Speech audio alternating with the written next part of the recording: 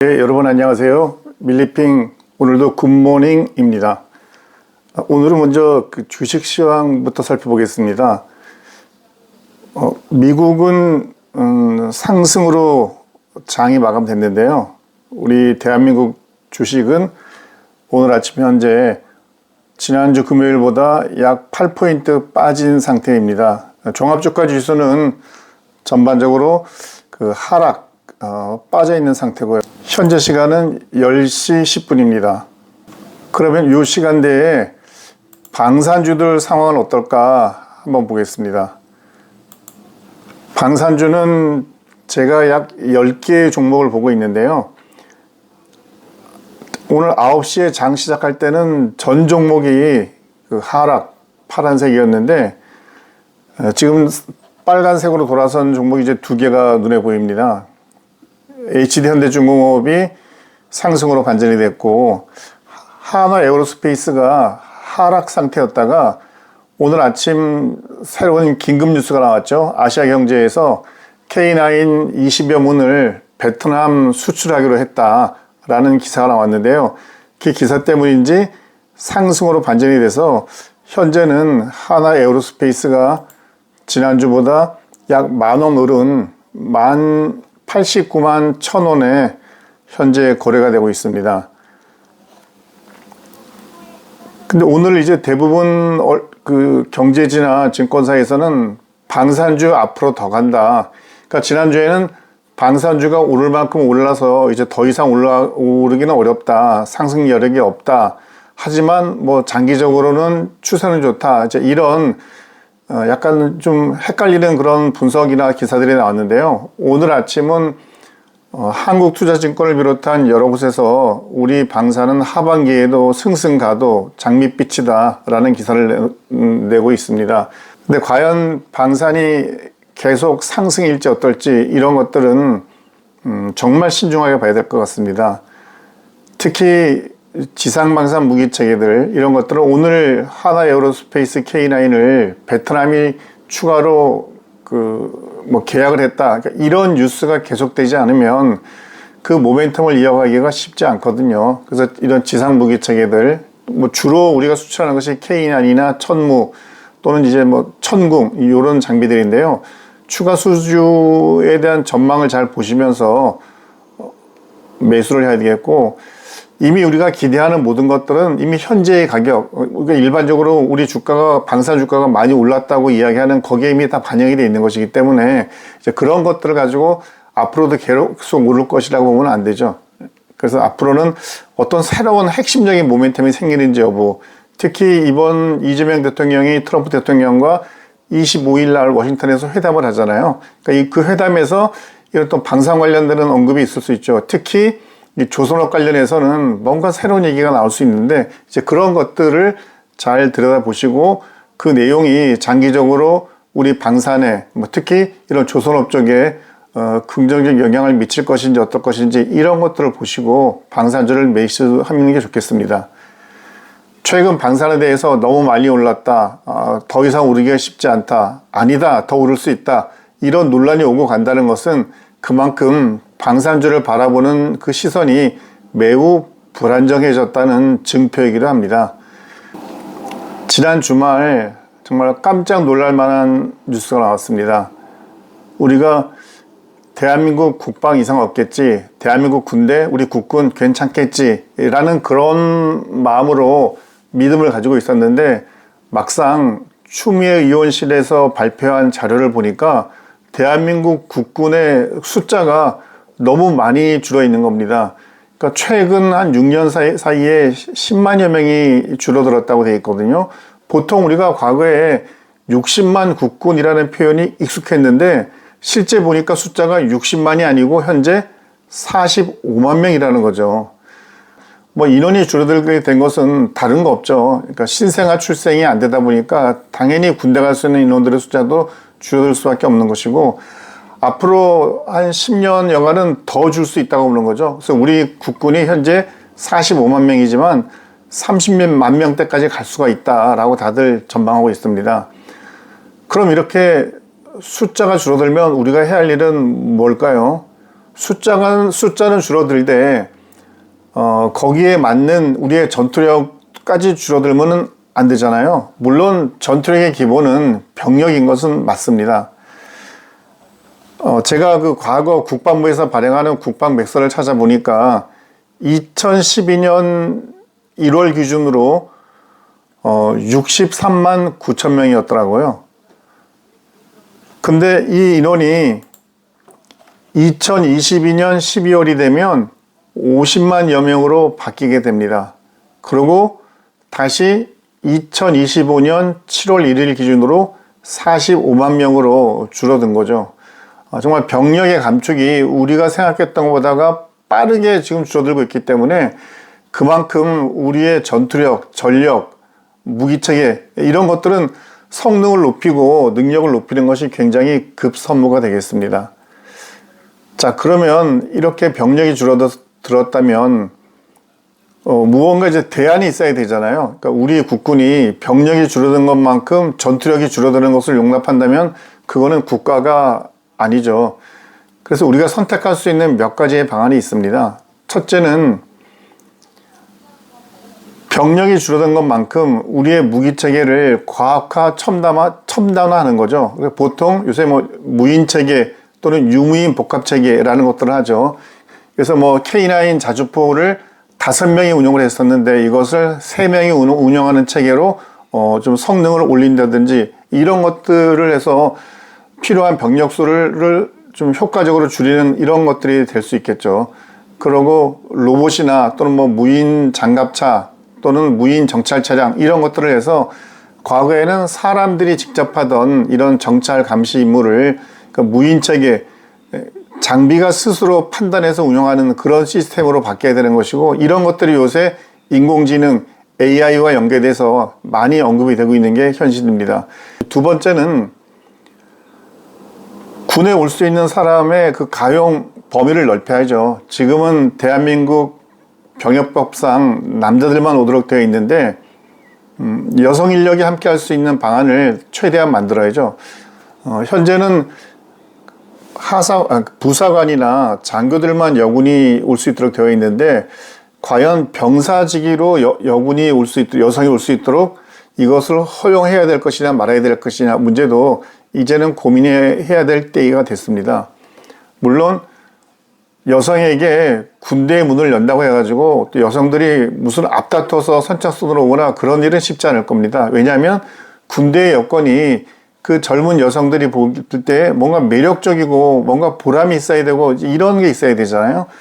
실제 군대에 와 있는 현재의 남성 병사들이 군에 대한 만족감을 느끼고 이들이 일종의 뭐 자기의 여자친구일 수 있잖아요. 그들에게 군대 한번 와보는 것도 좋겠어 라고 권할 수 있어야 되는데 현재 그 남성으로 입대한 우리 군인들이 병사들이 자기 여자친구가 될 또는 여자친구일 수 있는 또는 그냥 그 뭐 여사친에게 군대를 가라고 권유할 수 있을까요?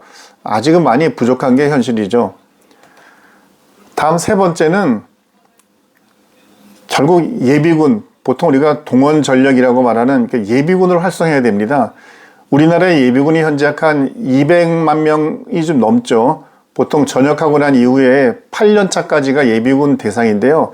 이 사람들을 좀 정예화시켜야 되는 거죠. 보통 우리가 기억 속에 남아있는 예비군들은 뭐 군기 불량이고 뭐 복장도 불량하고 시내를 어슬렁거리고 뭐 이런 모습만 생각하는데 사실 이들은 군 생활을 정상적으로 마친 일종의 전문가라고 볼 수 있거든요. 그러니까 이들의 전문적인 능력이 우리 국방에 도움이 될 수 있도록 이들의 능력을 이들이 가지고 있는 그런 그 유능한 주특기들을 어떻게 활용할 수 있는지 이런 부분에 대해서도 깊은 고민이 되어야 됩니다. 근데 이 예비군 활용 문제는 아주 오래전부터 말은 정말 많았죠. 예비군을 뭐 활용해야 된다. 앞으로 이게 우리의 대안이다. 근데 말만 많았지 막상 된 건 아무것도 없잖아요. 예비군들에게 사용되는 국방 예산이 제가 얼핏 듣기로는 뭐 한 500억? 그러니까 1000억도 안 된다고 하더라고요. 우리 지금 국방 예산이 2025년 기준 61조인데 1000억도 안 되는 예산으로 200만 명이 넘는 예비군들을 위해 쓰여진다는데 이게 정말 너무 택도 없는 예산 아니겠습니까? 그래서 이제는 예비군을 그냥 숫자만으로 볼 수 있는 그런 전투력이 아니라 우리가 실제 활용해야 되는 우리 국가안보를 위해서 정말 필요한 그런 전투력으로 우리가 인식을 하고 예비군에 대한 투자를 새롭게 해야 합니다. 미군의 제도를 한번 정말 냉철하게 보고 이것을 단순하게 군에 있는 예비군을 전담하는 동원병과만의 문제가 아니라 우리 군의 핵심적인 그런 과제로 생각해서 모든 사람이 나서야 될 때라고 생각합니다. 최근 그 시니어 아미, 그러니까 나이 50 이상 되신 분들의 어떤 군 재입대 이제 이런 것들이 일종의 이슈가 되긴 됐었죠. 근데 과거처럼 그러니까 물리적인 힘만 요구하는 전쟁이 아니라 뭐 러시아 우크라이나 전쟁을 보게 되면 드론을 운영하는 이런 것들도 지금은 굉장히 중요한 여건이 됐잖아요. 그래서 이런 부분에서는 일종의 시니어 아미, 그러니까 나이 많으시는 분들도 군인으로서 또는 군이 요구하는 일정 부분의 역할을 수행할 수 있습니다. 그래서 나이 많으신 분들을 그냥 퇴역자라고 해서 배제할 것이 아니라 그분들 중에서 희망한다라면 다시 국방의 어느 일 역할을 담당할 수 있도록 하는 것도 고려하면 좋겠습니다. 전방 지역에 보면 과학화 경계 체계에서 뭐 CCTV로 감시 체계가 되어 있고 그 CCTV가 보내오는 그 화면을 모니터 화면을 보는 그런 자리들이 있잖아요. 그런 자리에 보통 20대 병사들이 보다가 깜빡깜빡 놓쳐가지고 그 큰 아주 엄청난 일이 벌어진 경우도 많이 있었는데요. 이렇게 눈으로 감시하는 이런 체계들은 오히려 그 지역을 잘 아는 정말 시니어 아미들, 나이 드신 분들을 계약해서 그런 감시 역할을 하도록 한다면 오히려 더 효과가 있을 것으로 예상이 됩니다. 그래서 병력이 줄어들었다라고 걱정하는 것은 당연히 해야 되는 것인데 그것이 말로만 그쳐서는 되지 않고 그것을 커버할 수 있는, 보완할 수 있는 무엇인가 다른 뭔가 구체적인 대책이 나와야 되는데 이제 더 이상 말만 하기에는 시간 여유가 없습니다. 금년 12월부로 28사단 태풍 부대가 해체가 된다고 합니다.